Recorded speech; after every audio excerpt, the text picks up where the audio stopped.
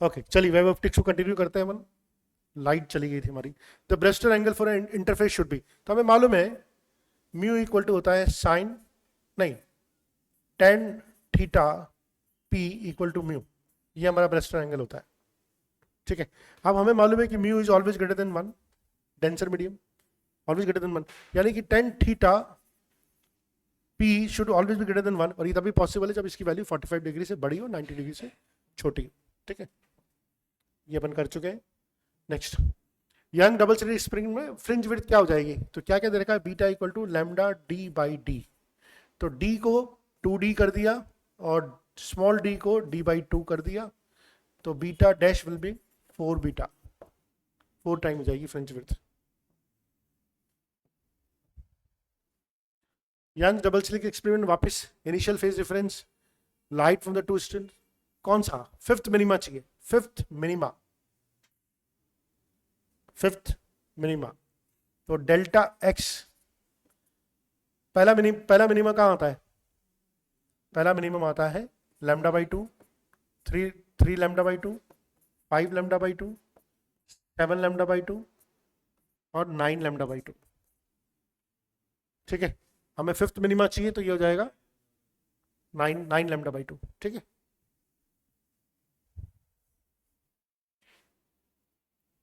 यहां तक कर चुके थे अपन, ये भी कर लिया था अपन। एंगुलर विड्थ है ना, तो एंगुलर विड्थ इक्वल टू अपन ने कर लिया था लैम्डा बाई डी होता है। ठीक है, तो अगर एंगुलर विड्थ 30% डिक्रीज होती है तो लैम्डा भी 30% डिक्रीज हो जाएगा, यानी कि लैम्डा इक्वल टू जाएगा 0.7 इंटू पुराना वाला lambda 6000 Armstrong, which is 4200 Armstrong. Angular width is directly proportional to lambda, अगर लैम्डा डिक्रीज तो एंगुलर विड्थ डिक्रीज, या लैम्डा एंगुलर विड्थ डिक्रीज तो लैम्डा डिक्रीज। नेक्स्ट, अब आ जाइए वापस, ये भी कर चुके हो आपने, चलिए करिए इसको। अच्छा अब बताइए, कोई अपन एक्सपेरिमेंट कर रहे हैं एयर में, और जब उसी एक्सपेरिमेंट को अपन वाटर में करते हैं, किसी मीडियम में करते हैं, तो किन किन चीज़ों में फर्क पड़ता है, क्या, वेवलेंथ पे और फ्रीक्वेंसी पे, स्पीड पे, हाँ वेवलेंथ में फर्क पड़ता है। और वेवलेंथ जो जाती है वो जाती है लैम्डा बाई म्यू, याद रखना, वेवलेंथ क्या हो जाती है, लैम्डा बाई म्यू। तो अगर पहले 0.2 डिग्री थी एंगुलर विड्थ, अब हमसे पूछा है कि आप डुबाने पे एंगुलर विड्थ कितनी जाएगी, तो देखिए एंगुलर विड्थ हो जाती है लैम्डा बाई डी, और ये थी 0.2 डिग्री। अब अपन ने डुबा दिया तो ये 0.2 जो होगा म्यू से डिवाइड हो जाएगा, सिंपल सी बात है, क्योंकि एंगुलर विड्थ तो सिर्फ वेवलेंथ पे डिपेंड करती है, तो 0.2 भी म्यू से डिवाइड हो जाएगा, तो 0.2 4/3, this is 0.6/4, this is 0.15 degree. ठीक है,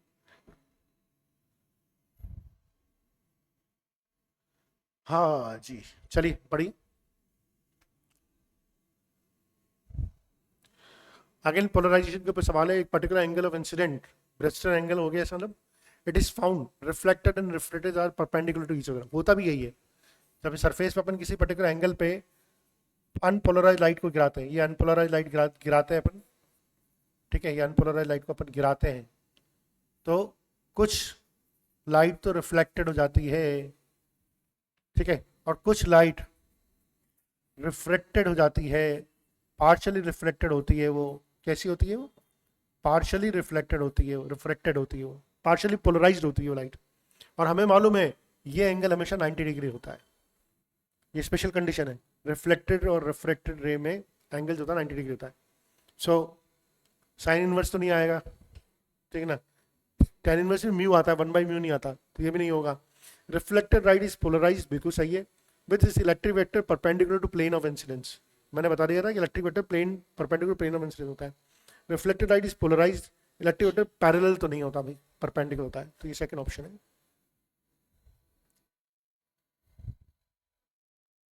एक सवाल आता है इसमें से, हर साल एक सवाल आता है इसमें से, सिर्फ वाईडीएसी के ऊपर एक सवाल आता है, और अगर डिफ्रैक्शन और पोलराइजेशन लाते तो 2 सवाल आता है, ठीक है। ओके, तो वेवलेंथ, डिस्टेंस और डी सब दे रखा है, एंगुलर विड्थ 0.20 है, और अब हमें एंगुलर विड्थ को बढ़ाना है, तो सेपरेशन बिटवीन द सेल्स कैसे बढ़ाएंगे, तो हमें मालूम है कि ये लैम्डा बाई डी होता है एंगुलर सेपरेशन, और अगर मुझे सेपरेशन बढ़ाऊंगा तो एंगुलर विड्थ घट जाएगी। भाई एंगुलर विड्थ जो है मेरी, एंगुलर विड्थ जो बोल सकता हूँ मैं, theta equal to lambda by D है। अगर मैं डी को बढ़ाऊंगा तो थीटा कम हो जाएगा, ठीक है। सो मुझे क्या करना है, it is found the angular window of the fringes 0.2 degree. Okay, so I can say theta 1 d1 equal to theta 2 d2। Lambda तो कांस्टेंट रखना है मुझे, ठीक है। तो थीटा 1 कितना है 0.2 डिग्री, लैम्डा 1 कितना था, नहीं लैम्डा 1 नहीं सॉरी d1 कितना था 2 mm है ना, 2 mm। फिर theta 2 0.1 sorry 0.21 into d2, so d2 will be 20/21 into 2, so this is 40/21, approximately 1.9 mm, ठीक है। उसको बंद कर देना तो 1.9 mm। जिन्होंने आंसर याद किया उनका मैं कुछ नहीं कर सकता। Young's double slit experiment is first performed in air, then in a medium other than air, and it is found the 8th bright fringe in the medium lies where the 5th dark fringe lies in the air। यानी y की value same होनी चाहिए, है ना। y की value 8th dark fringe के लिए क्या हो जाएगी 8 lambda d by D. y की वैल्यू 8वीं डार्क फ्रिंज के लिए क्या होगी 8 लैम्डा d बाई डी, और y की वैल्यू 5th डार्क, अच्छा मीडियम में है तो ये लैम्डा बाई म्यू हो जाएगा। समझ में आया, लैम्डा मीडियम है तो इसको बोल सकता हूँ 8th lambda by mu D upon D, और 5th dark fringe in the air, 5th dark fringe हो जाएगी 4.5 lambda D by D. Formula तो याद नहीं है, तो ये दोनों को इक्वल कर देंगे। सो दिस इज भी 8 lambda D by mu D equal to 9/2 lambda D by D. ये कट गया, ये कट गया, और म्यू इक्वल टू आ गया 16/9। 16/9 को सॉल्व करेंगे तो 1.78, ठीक है। अच्छा सवाल है, क्या हो गया कैलकुलेशन मिस्टेक।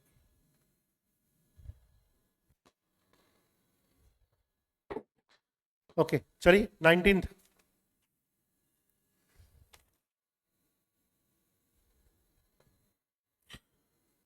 दो पोलराइज लाइट है ना, पोलराइड्स हैं, परपेंडिकुलर आते हैं। Unpolarise light with intensity I naught is placed on incident on P1, okay, and with intensity I naught is incident P1, a third polarized। सो अपन ऐसे मान लेते हैं कि ये आपकी लाइट थी, ठीक है, और पहला जो पोलराइज है, पहला जो आपका क्रिस्टल है वो इसके परपेंडिकुलर है, ठीक है। A third polarized is kept in between P1 and P3 so that its axis make an angle 45 degree with the P1। तो क्या हो सकता है, दिस इज P1, ठीक है, this is P2 and this is P3। क्या समझ में आया? पहले P1 को मैंने इंसिडेंट लाइन के परपेंडिकुलर रखा, ठीक है। थर्ड पोलराइड जो है वो इसके बीच में रखा, और P1 and P2 are perpendicular. तो देखिए P1 and P2 are perpendicular और P3 इसके बीच में है,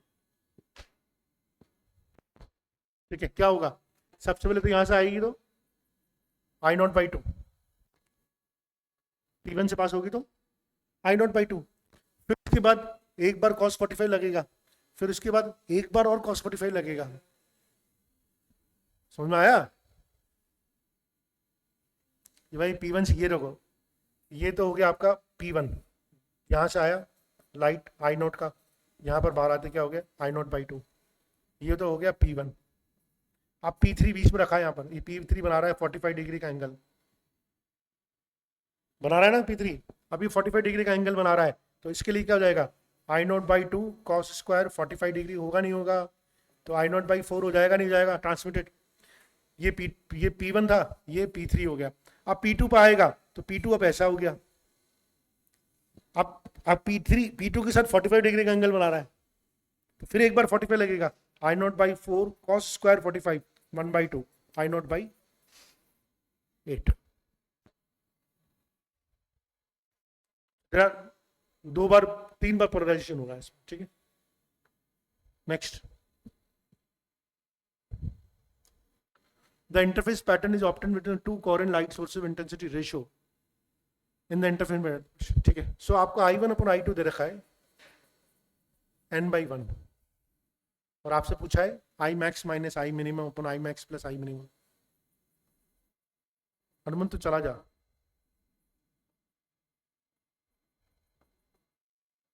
तूने कर रखा है कि वेव ऑप्टिक्स नहीं कर रहा, मुझे समझ नहीं आएगा।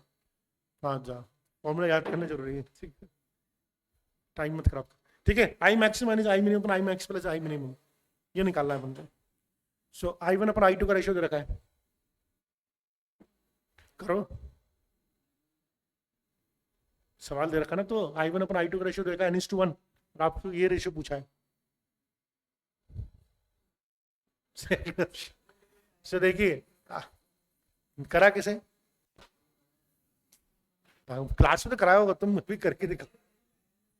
तो देखो I max plus I minimum का होता है, वो होता है under I1 plus under I2 upon under I1 minus under I2 का होल स्क्वायर। पता नहीं, पता तो कंपेंडो डिविडेंडो लगाना, यही सीखना है, ठीक है। अंडर I1 प्लस I2 का square under I1 minus I2 का स्क्वायर। सो दिस इज क्या हो जाएगा, so this will be under n plus 1 upon under n minus 1 का होल स्क्वायर, ठीक है। इसको सॉल्व करेंगे तो n plus 1 plus 2 root of n plus 1 minus 2 root of n, ठीक है। और फिर कंपेंडो डिविडेंडो लगाएंगे। What is componendo dividendo, mathematics में शुरू में a by B equal to C by D, a plus B upon a minus B equal to C plus D upon C minus D, ये लगाएंगे, आपका answer आ जाएगा 2 root upon n plus 1।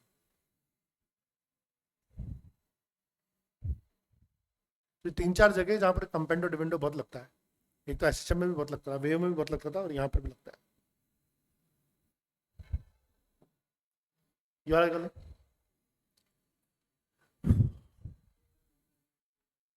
बता ही दूं तेरे को ना, अच्छी, अच्छा ये अच्छी बात हुई ना, बता देता हूँ। अब पूरा तो मिट गया, हमने क्या निकाला था, I maximum upon I minimum निकाल लिया था अपन ने। ये आया था n plus 1 plus 2 root n और n plus 1 minus 2 root n, ये आ गया था ना, ठीक है। अब देखो कंपेंडो डिविडेंडो क्या होता है, याद रखो, a by B equal to C by D होता है, तो मैं बोलता हूँ a plus B upon a minus B equal to C plus D upon C minus D, यानी I max plus I minimum upon I max minus I minimum. एक बार ऊपर प्लस किया, एक बार नीचे माइनस किया। इसी तरह इन दोनों को न्यूमरेटर डिनोमिनेटर ऊपर जोड़ देंगे, नीचे घटा देंगे। अगर ऊपर जोड़ देंगे तो यह आ जाएगा 2 इंटू n प्लस 1, और नीचे घटा देंगे तो यह आ जाएगा 2 4 अंडर रूट n, 2 से 2 कट गया, ठीक है। और समझो उल्टा पूछा है, माइनस वाला ऊपर है, पॉजिटिव वाला नीचे है। हमने पॉजिटिव वाला ऊपर किया है, माइनस वाला नीचे किया है, तो ऑब्वियसली आंसर हो जाएगा I max minus I minimum upon I max plus I minimum equal to 2 under root n upon n plus 1, ठीक है। तो मैथमेटिकल टूल्स हर जगह चाहिए आपको। A light aperture width इतनी दे रखी है in front of a lens of a focal length 60 centimeter. Aperture is illuminated normally by a parallel beam of wavelength this the distance of the first dark band of the diffraction pattern from the center on the screen is. First dark band कहाँ बनता है, diffraction में कहाँ बनता है, क्या क्या क्या क्या,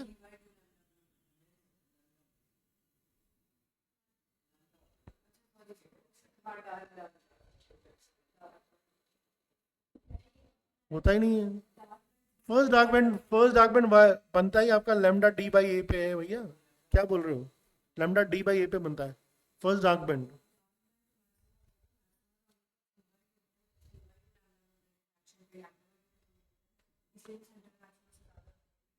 अच्छा करके दिखाते हैं, ऐसे ही समझ में आएगा, लेट्स डू इट, है ना, करके देख लेते हैं। पहले तो हम समझ लेते हैं कि डिफ्रैक्शन होता क्या है? डिफ्रैक्शन की अपन जब बात करते हैं अपन सिंगल स्लिट की बात करते हैं, है ना, सिंगल स्लिट की बात करते हैं। और ये हमारी स्क्रीन होगी, ये कैपिटल डी डिस्टेंस होगी, ठीक है। यहाँ पर हमें जो मिलता है ना पैटर्न, ये देखिए यहाँ पर हमें जो पैटर्न मिलता है वो कैसे मिलता है? अच्छा, डिफ्रैक्शन होता क्या है? टेक्निकली जब हम जानते हैं कि लाइट का जो प्रोपोर्शन होता है rectangular proportion of the light होता है। अब अगर लाइट ऐसे आ रही है, एक प्लेन की फॉर्म में आ रही है, और ये छोटा सा अपर्चर है, टेक्निकली ऐसा होना चाहिए था यार, लाइट इसमें सीधी पास होनी चाहिए थी और सिर्फ उतना ही पार्ट एलिमिनेट होना चाहिए था, ऊपर नीचे वाले पार्ट एलिमिनेट नहीं होना चाहिए था। लेकिन ऊपर नीचे वाला पार्ट एलिमिनेट हो रहा है, इससे मालूम पड़ता है कि कहीं ना कहीं लाइट का बेंडिंग होता है। और लाइट इसलिए क्या हुआ, इस स्लिट में से आई तो टेक्निकली जो एलिमिनेशन होना चाहिए था तो इतना ही पार्ट का एलिमिनेशन होना चाहिए था ना। लेकिन जब अपन ने इस एक्सपेरिमेंट को करके देखा तो ऐसा मालूम पड़ा सिर्फ सेंट्रल पार्ट ही एलिमिनेट नहीं हो रहा, दूर के पार्ट भी एलिमिनेट हो रहे हैं। इससे मालूम पड़ा कि जो ज्योमेट्रिक बननी चाहिए थी ना, वो ज्योमेट्रिकल शेडो बनी नहीं। टेक्निकली क्या है, यहां से आना चाहिए था, यहीं तक एलिमिनेट होना चाहिए था, ये लाइट बेंड क्यों नहीं चाहिए थी? हमने रेक्टेंगुलर प्रोपोगेशन से लाइट पढ़ा है। लेकिन ये जब यहाँ से स्लिट से लाइट निकलती है ना, तो इसकी एजेस के थ्रू ये बैंड जाती है, इनकी एजेस के थ्रू बैंड जाती है, इसलिए हालांकि उनकी इंटेंसिटी कम होती है। आप देखिए सेंट्रल पे इंटेंसिटी ज्यादा होगी, यहाँ पर इंटेंसिटी और कम होती जाएगी, यहाँ पर इंटेंसिटी और कम होगी। तो दिस इज सेंट्रल मैक्सिमा। तो फर्स्ट मिनिमा जो मिल रहा है ना, वो यहां मिल रहा है। फर्स्ट मिनिमा कहां मिल रहा है? यहां पर मिल रहा है। और इसकी वैल्यू क्या होती है फर्स्ट मिनिमा की? ये है, ये पूरा का पूरा ये है y, और ये वैल्यू होती है lambda, lambda D by A, first minima, ठीक है। तो फर्स्ट डार्क बैंड अब तो निकाल लोगे आप, है ना, lambda D by a, lambda दे रखा है, डी दे रखा है, ए दे रखा है, क्या आंसर आ रहा है? 0.115, है ना। अच्छा, एक और बहुत अच्छी चीज है, समझिए आप, ये लेंस दे रखा है, फोकल लेंथ 60 सेंटीमीटर का, आपसे स्क्रीन की डिस्टेंस नहीं दे रखी, पर आपको मालूम होना चाहिए कौन सा लेंस है ये, कौन सा लेंस है ये। लेंस दे रखा है, अपन कॉन्वेक्स मान सकते हैं, नहीं बता रहा। अगर इसमें इनफाइनाइट पे कुछ लाइट आती है तो कहाँ जाती है वो? कॉन्वर्स कहाँ होती है? फोकस पे। और फोकस की डिस्टेंस कितनी है? 60 सेंटीमीटर। यानी कि ये जो डी दे रखा है ना, ये डी 60 सेंटीमीटर दे रखा है आपको, ये डी 60 सेंटीमीटर दे रखा है। इस सवाल में कैलकुलेशन करने की गलत जरूरत नहीं पड़ती है। वेवलेंथ दे रखी है लैम्डा 5 × 10⁻⁵, डी दे रखा है 60 सेंटीमीटर, 60 × 10⁻², अपर्चर कितना दे रखा है? 2, तो 2 × 10⁻⁴। अब आप देखिए 5 छंग 30, 30/2 15, एक्सपोनेंट छोड़ दिए, 5 × 6 3 30, 30/2 15, एक ही ऑप्शन है जिसमें 115 आ रहा है, किसी और में आ ही नहीं रहा, तो बाकी को छोड़ने की जरूरत भी नहीं है। नेक्स्ट,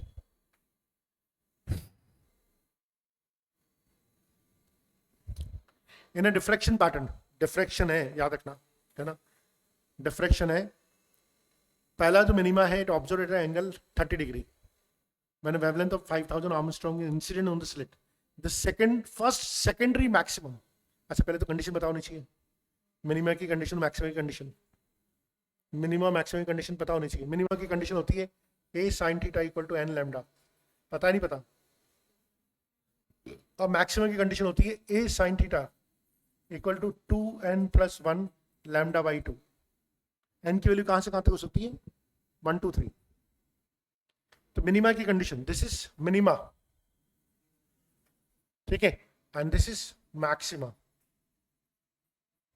ये मिनिमा की कंडीशन है, मैक्सिमम की कंडीशन। तो सबसे पहले मिनिमा की कंडीशन, ओके, तो हमें क्या निकालना है? First minima. तो पहली इक्वेशन से हो गया a sin θ = lambda, first minima. Second equation से first secondary maxima, first secondary maxima, first secondary maxima. तो फर्स्ट सेकेंडरी मैक्सिमा हो जाएगा n की वैल्यू 1, 3 λ/2, ठीक है। डिवाइड करके देख लो,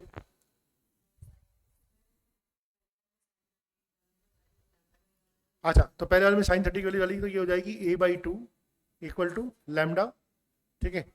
तो a = हो गया 2 लैम्डा, ठीक है। अब अगर ये 2 लैम्डा मैं यहाँ पर पुट कर देता हूँ तो sin θ = हो जाएगा 3 लैम्डा बाई 2, लैम्डा से लैम्डा कट गया, तो साइन थीटा इक्वल टू 3/4, तो थीटा इक्वल टू हो गया साइन इनवर्स 3/4। ऑब्वियसली ये थीटा अलग है, ये थीटा अलग है, ये थीटा अलग है, ये थीटा अलग है, थीटा 2, तो दिस इज साइन इनवर्स 3/4। ठीक है, और आप बोलोगे सर दोनों जगह सीधा लिख दिया तो थीटा तो पहले 30 था, बाद में 30 रह जाएगा।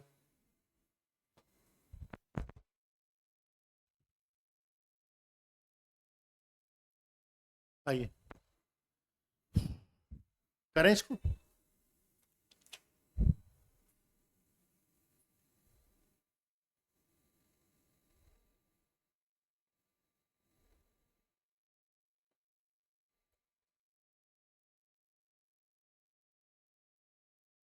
बहुत प्यारा सवाल है। Intensity at the maximum in Young's double slit experiment is I not.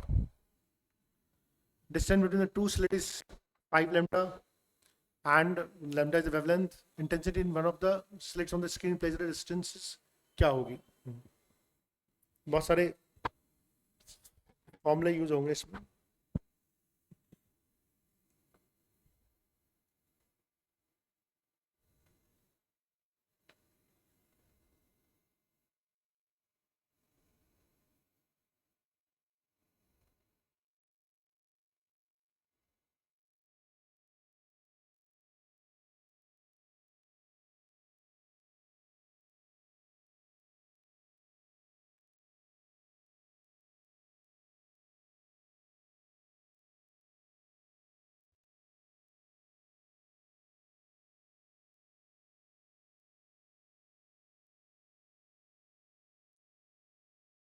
What will the intensity in front of one of the slits on the screen placed? आइए पहले सवाल समझते हैं। यंग्स डबल स्लिट एक्सपेरिमेंट है, Young's double slit experiment है। ये S1, ये S2 slit. Distance between the two slits, distance between the two slits is 5 lambda. Distance between, अच्छा ये दे रखी डिस्टेंस 10d, 10d डिस्टेंस ये दे रखी है। हमें क्या किया गया है, मैक्सिमम पे I नॉट दे रखी है, मैक्सिमम पे इंटेंसिटी जो दे रखी है वो I नॉट दे रखी है। ठीक है, अब हमसे पूछा है what will the intensity in front of one of the slits, one of the slits. तो मान लीजिए स्लिट के सामने मुझे इंटेंसिटी निकालनी है, यहां पर इंटेंसिटी निकालनी है मुझे I1, इस पॉइंट पे मुझे इंटेंसिटी निकालनी है। अरे इस पॉइंट पे इंटेंसिटी, इस पॉइंट पे इंटेंसिटी किसकी वजह से आएगी? एक तो लाइट जो यहां से आ रही है, एक लाइट जो यहां से आ रही है। अब मुझे मालूम है इंटेंसिटी निकालने के लिए मुझे formula I net equal to होता है I max cos square delta theta by 2, delta theta या डेल्टा फाइव बाई 2। ये फॉर्मूला पता नहीं, बता पता है ये कैसा है भी बताऊंगा, ये कैसा आया फॉर्मूला ये भी बताऊं, आया कैसे? हाँ उससे आया। आई का फॉर्मूला क्या होता है? आई का फॉर्मूला होता है I1 plus I2 plus 2 under root I1 I2 cos phi. होता नहीं होता? अगर I1 I2 को बराबर ले लोगे तो यही आ जाएगा सीधा। ठीक है, एक लाइन क्या है ये सिर्फ, तो ये फॉर्मूला पता होना चाहिए। लेकिन अब इसमें मुझे आई मैक्स तो दे गया, मुझे I नॉट है सेंट्रल पे जो इंटेंसिटी आ रही मैक्सिमम, लेकिन मुझे डेल्टा थीटा चाहिए या डेल्टा फाइव चाहिए, पार्ट डिफरेंस चाहिए, फेज डिफरेंस चाहिए। फेज डिफरेंस के लिए पहले मुझे पार्ट डिफरेंस चाहिए, पहले तो मैं डेल्टा एक्स निकालूंगा। ये मुझे दिख तो रहा है, ये पाथ फेज डिफरेंस तो है इसमें, ये फेज डिफरेंस, अरे यार ये तो सीधी जा रही है भैया और ये टेढ़ी जा रही है, तो फेज डिफरेंस तो होगा। फेज डिफरेंस कैसे निकालता हूँ? इसमें परपेंडिकुलर डाल के निकालता हूँ, नहीं निकालता? परपेंडिकुलर डाल के निकालता हूँ ना। ये क्या होता है? परपेंडिकुलर। आप ये जो होगा डेल्टा एक्स होगा, ये फेज डिफरेंस, और अगर ये डी है तो ये डी साइन थीटा होता है, होता है ना। तो डेल्टा एक्स इक्वल टू क्या हो जाता है? डी साइन थीटा, या डेल्टा एक्स का अगर आप सीधा सा फॉर्मूला याद करना चाहो, सीधा सा फॉर्मूला याद करना चाहो तो क्या फॉर्मूला होता है? हाँ, डेल्टा एक्स होता है y into D upon D. ठीक है, y इंटू डी अपॉन, वैसे भी साइन थीटा निकालोगे आप, देखो साइन थीटा क्या होगा, ये थीटा है, ये y हो जाएगा और ये d हो जाएगा, तो एक ही बात होगी। है ना। डी तो ये है ही सही, साइन थीटा इक्वल टू क्या हो जाएगा वाई बाई, तो डेल्टा एक्स हो जाएगा Y into D upon D. ठीक है, आप बताइए डेल्टा एक्स निकाल सकते हैं क्या, वाई कितना है, अच्छा कुछ नहीं, कोई बात नहीं, delta X Y into D upon capital D, कहां बन रहा है, यहां पर बन रहा है, तो डी की वाई और डी तो बराबर होंगे ना, अरे जो स्लिट की स्क्रीन की इसकी डिस्टेंस है उतना वाई बन रहा है, अरे यार इनके स्लिट के बीच की डिस्टेंस कितनी है डी, और वाई जो होता है, सॉरी वाई जो होगा वो सेंट्रल ब्राइट से होगा, यहां से होगा, वाई कितना हो जाएगा डी बाई टू, वाई जो होगा वाई जो होता है ना सेंट्रल पोजीशन से होता है, तो ये हो जाएगा डी बाई टू, तो मैं यहां पर लिख सकता हूं D by two into D, और कैपिटल डी कितना हो जाएगा 10D, इसको सॉल्व कर लो, कितना आ गया डी बाई 20, ये क्या आ गया डेल्टा एक्स। अब आगे क्या करेंगे, अच्छा डी की वैल्यू पता है ना, मैं डी की वैल्यू कितनी रखी है 5 लैम्डा बाई 20, कितना आ गया लैम्डा बाई 4। अब हमें मालूम है डेल्टा फाई इक्वल टू होता है 2 pi by lambda into delta x, तो 2 pi by lambda into lambda by 4, ये हो जाएगा पाई बाई 2, और यहां पर डालेंगे पाई बाई 2, तो delta phi by 2 pi by 4 हो जाएगा, अरे यहां पर पाई बाई 2 डालोगे पाई बाई 4 हो जाएगा, तो 1/√2 का स्क्वायर 1/2, तो आई नॉट बाई 2। बहुत बढ़िया सवाल है, ठीक है, और आप देख भी सकते हैं सिर्फ 37% बच्चों ने सही किया है इसको, कोई शॉर्टकट नहीं, वो तो पैटर्न पता होगा तो कर लेंगे, अगर आपने इससे पहले इस तरह का सवाल नहीं किया तो नहीं कर सकते, इस तरह के 4-5 सवाल किए तो आपको मालूम है कैसे करना है, फिर तो मुश्किल नहीं है, वो तो मैंने ये सब फॉर्मूला निकाला, डेल्टा एक्स तो सीधा पता होना चाहिए था, डेल्टा एक्स आपको अगर ये पता है कि डेल्टा एक्स इक्वल टू क्या होता है Y into D upon D, तब क्या बढ़ा है फिर तो, वाई की वैल्यू मालूम है डी बाई 2, ये भी डी और कैपिटल डी, अब डी की वैल्यू कितनी है 5 लैम्डा, तो डी स्क्वायर बाई 2D, ये 5 लैम्डा यानी कि 25 लैम्डा का स्क्वायर हो गया, 2D 20 लैम्डा हो गया, दिस इज 5/4 लैम्डा आ गया। अब तो सीधा पार्ट डिफरेंस आ गया, तो फेज डिफरेंस निकाल लीजिए, उसमें रख दीजिए, okay. At the first minimum adjacent to the central maximum of a single slit diffraction pattern, single slit diffraction pattern है, the phase difference between the regions wavelength from the edge of the slit and the wavelength from the midpoint of the slit। बहुत अच्छा सवाल है, question समझते हैं। Single slit, ये single slit है, ठीक है, ये स्क्रीन है, फेज डिफरेंस कहां से पूछा है, from the edge of the slit, edge of the slit, ये है एज ऑफ द स्लिट यहां से, और wavelet from the mid point of the slit, ये mid point of the slit है, इन दोनों में फेज डिफरेंस पूछा है, समझ में आया। अच्छा ये क्या होता है अपर्चर, तो ये कितना हो गया, आधा हो गया नहीं हो गया, इतना कितना हो गया a/2 हो गया, from the edge of slit wavelet from mid point of the slit, कौन सा ये first minimum adjacent, first minimum adjacent, तो हमें मालूम है मिनिमा की कंडीशन क्या होती है, a sine theta equal to n lambda, minima की कंडीशन क्या होती है a sine equal to n lambda, तो ये क्या हो जाएगा lambda equal to a sine theta, होगा नहीं होगा,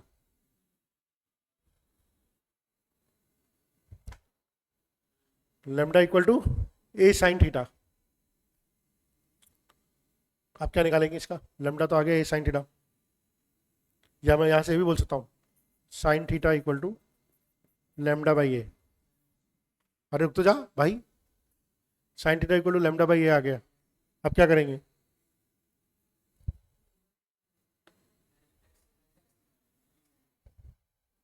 डेल्टा एक्स निकालेंगे ना पहले, तो डेल्टा एक्स कैसे निकालेंगे,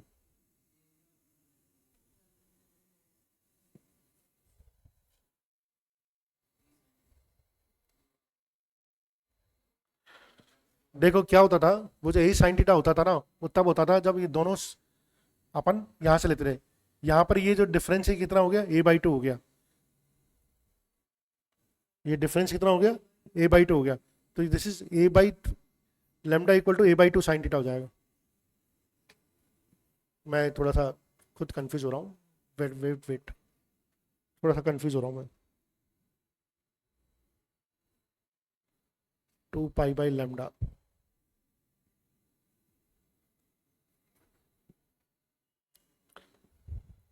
ए sine theta equal to n lambda, तो sine theta equal to lambda by a, और delta x equal to a/2 sine theta. Delta x क्या होता था हमारा, हो गया, हो गया, got it. Just a minute, मुझे याद आ गया। ओके, क्लियर है। सिंपल सी बात है, मिनिमा की कंडीशन थी हमारी a sine theta equal to n lambda, लिखा हुआ है first minimum, N equal to 1, तो साइन थीटा इक्वल टू हो गया लेमडा, तो साइन थीटा इक्वल टू हो गया लेमडा बाई ए। ठीक है, ये तो हो गया। अब हमें पार्ट डिफरेंस निकालना है। देखो ध्यान से, पार्ट डिफरेंस कैसे निकालते थे, यहां से परपेंडिकुलर डालते थे नहीं डालते थे, परपेंडिकुलर डालते थे ना। अब परपेंडिकुलर डालने के बाद क्या होता था, यहां पर अगर डिस्टेंस डी होती थी तो ये डी साइन थीटा होता था, डेल्टा एक्स होता था नहीं होता था, अरे होता था, delta x equal to D sine theta. यहां पर डी नहीं होके a/2 है, तो डेल्टा एक्स इक्वल टू क्या हो जाएगा, a/2 साइन थीटा। और साइन थीटा की वैल्यू कितनी ऊपर से, लेमडा बाई ए, तो a/2 into lambda by A, which is a से ए कट गया, लेमडा बाई 2, तो पार्ट डिफरेंस आ गया लेमडा बाई 2।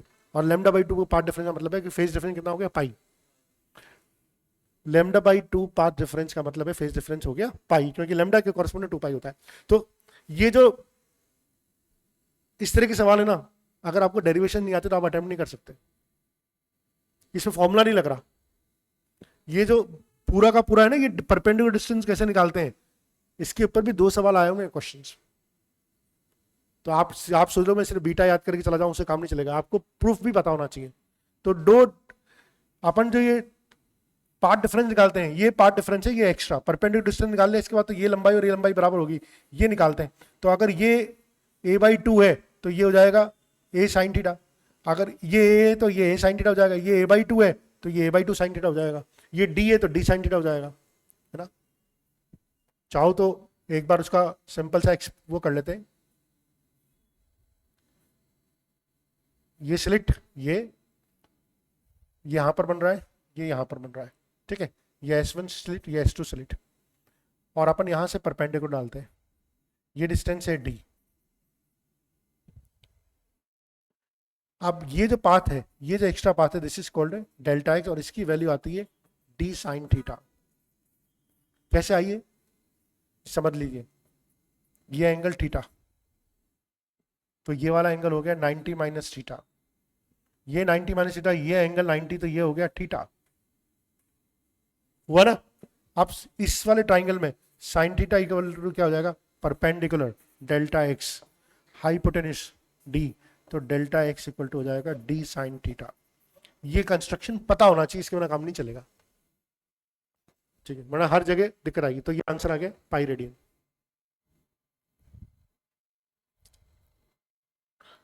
ओके, अभी तो कर लोगे यार आप। 1:25 है, आई मैक्सिमम और आई मिनिमम का रेशियो पूछा है, तो I maximum upon I minimum होता है √I1 प्लस I2 का whole square, √I1 one √I2 का होल स्क्वायर, ठीक है। 1:25 दे रखा है, तो ये हो जाएगा 5 + 1 अपॉन 5 - 1 का whole square, which is 36 upon 16, which is 9:4, है ना।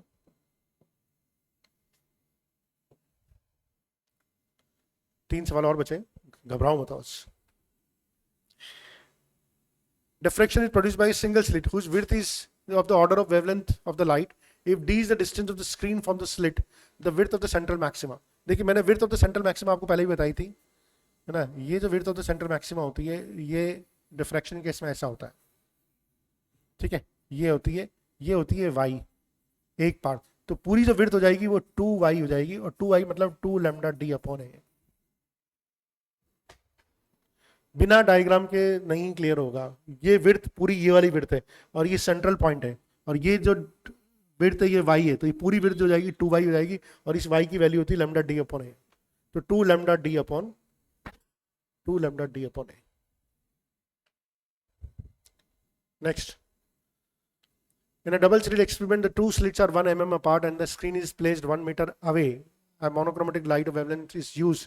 What will be the width of the slit? Obtaining 10 maximum of double slit within the central maximum of a single slit pattern. पहले तो क्वेश्चन को पढ़ो, उसमें बहुत प्राण निकलेंगे हमारे, इसको पढ़ने में ही बहुत प्राण निकलते हैं। देखिए क्या कर रहा है,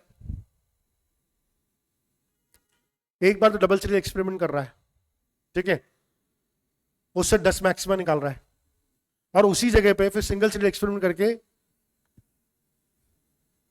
उसी जगह पे सिंगल स्लिट एक्सपेरिमेंट करके कौन सा मैक्सिमा निकाल रहा है, within the central maxima निकाल रहा है। फिर double slit experiment 10 lambda D by d equal to 2 lambda D by a. क्या समझ आया? इसके 10 सेंट्रल मैक्सिमम कर रहा है, सिंगल स्लिट से सेंट्रल मैक्सिमम निकाल रहा है। सेंट्रल मैक्सिमम की चौड़ाई कितनी होगी? 2 लैम्डा डी, और उतनी चौड़ाई में ये 10 सेंट्रल मैक्सिमम निकाल रहा है। अब हमें क्या निकालना है? Width of each slit, width of each slit निकाल रही है, यानी कि हमसे ए निकालना है। निकाल सकते हैं हम, तो सॉल्व कर लीजिए इसको। 0 पॉइंट, ये गड़बड़ मत कर देना तू, हाँ ठीक है। और ये इतना टफ है कि सिर्फ 36% बच्चे इसको कर पाए, लैंग्वेज टफ है इसकी।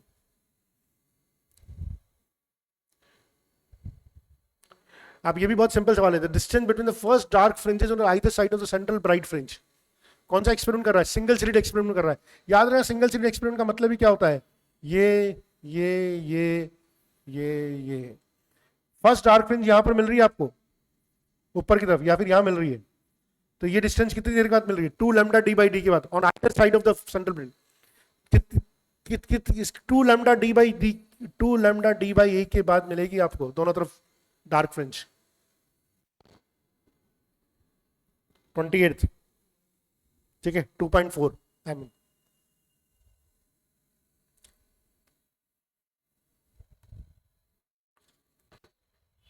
क्या केवल करके दिखा, करके दिखा, चल मुझे याद कर रखा तूने। अच्छा, पार्ट डिफरेंस लैम्डा है तो के इंटेंसिटी मिल रही है। याद रखना, आई नेट इक्वल टू क्या होता था? आई नेट इक्वल टू क्या होता था? I maximum cos square delta phi upon 2, ये फॉर्मूला। अच्छा, पहले शुरू में क्या है? पार्ट डिफरेंस लैम्डा है। अगर पार्ट डिफरेंस लैम्डा है तो फेज डिफरेंस कितना हो गया? 2 पाई। अरे फेज डिफरेंस कितना हो गया? 2 पाई। तो यहाँ पर 2 पाई की वैल्यू रख दो, तो आई नेट इक्वल टू क्या हो जाएगा? आई नेट इक्वल टू हो जाएगा आई मैक्सिमम, आई नॉट बोल दो उसको, और cos square delta phi, cos square phi minus 1, उसका स्क्वायर 1, और this is K. So I net equal to मिल गया मुझे पहले केस में के। ये समझ में आया नहीं आया? दूसरे केस में क्या करा? पार्ट डिफरेंस लैम्डा बाई 4 है। लैम्डा बाई 4 का मतलब हो गया फेज डिफरेंस कितना हो गया? पाई बाई 2। लैम्डा बाई 4 का मतलब फेज डिफरेंस कितना हो गया? पाई बाई 2। तो यहां पर हो गया 45 डिग्री। 45 डिग्री का मतलब हो गया आई मैक्स अपॉन 2, यानी कि के by 2।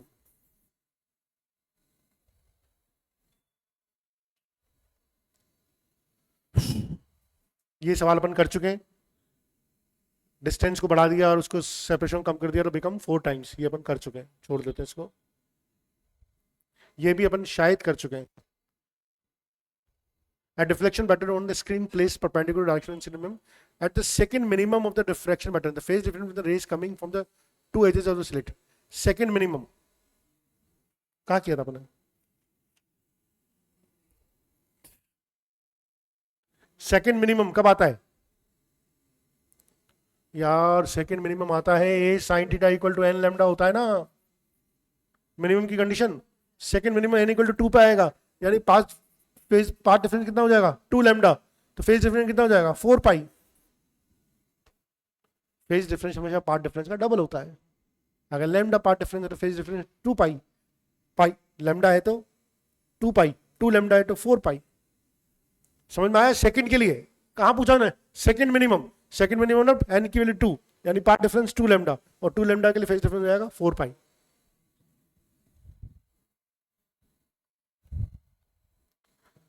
Next, Young's double slit experiment, the slits are 2 mm apart and illuminated by photos of this at minimum distance from the common central bright fringe on the screen 2 meter from the slit. Will a bright fringe from one interference pattern coincide with a bright fringe from the other? सवाल ही खतरनाक है। तो कहां पर coincide करेगी? Question समझिए पहले तो। At what minimum distance from the common central bright fringe on the screen 2 meter from the slit will a white from the slit will a bright fringe from the one interference pattern coincide with the bright fringe from the other? ठीक है, अपन एक एक करके समझते हैं। एक बार तो lambda लिया इसने 12,000 आर्मस्ट्रॉन्ग का, ठीक है।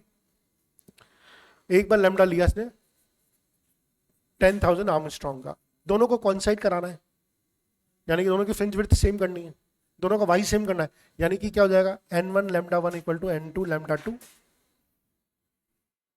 यानी कि n1 upon n2 equal to हो जाएगा लैम्डा 2 अपॉन लैम्डा 1, और लैम्डा 2 अपॉन लैम्डा 1 हो जाएगा 5/6, यानी कि इसकी तो 5वीं फ्रिंज और इसकी 6ठी फ्रिंज दोनों कोइंसाइड करेगी।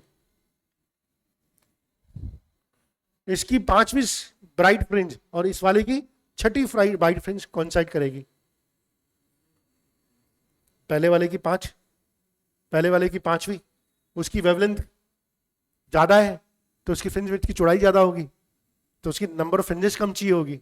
छोटे वाले दूसरे वाले की वेवलेंथ कम है तो उसकी नंबर ऑफ फ्रिंजेस ज्यादा चाहिए होगी। तो या तो मैं पहले वाले की 5 ले लूं या दूसरे वाले की मैं 6 ले लूं।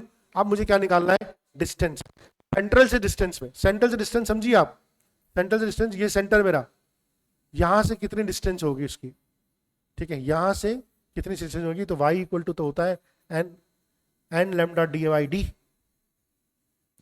अच्छा, अगर मैं इसके लिए बात कर रहा हूं तो 5, इसके लिए लैम्डा कितना है 12,000, इसके लिए डी कितना है जो भी है 2 मीटर, और स्मॉल डी कितना है 2 mm।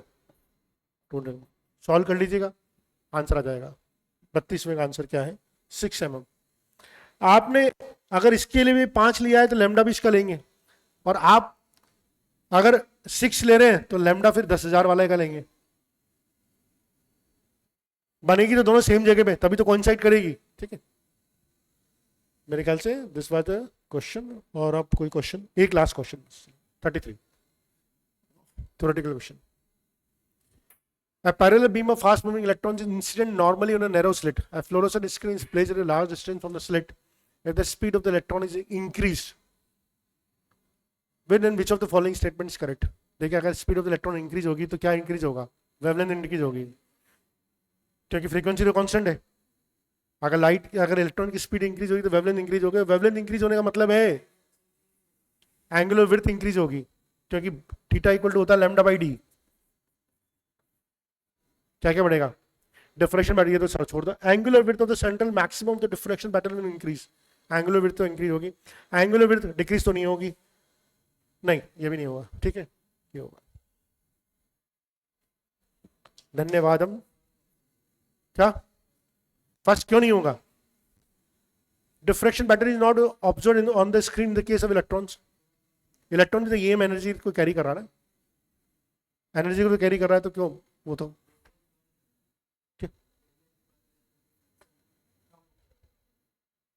तो उसने तो बोला ऑब्जर्व भी नहीं होगा,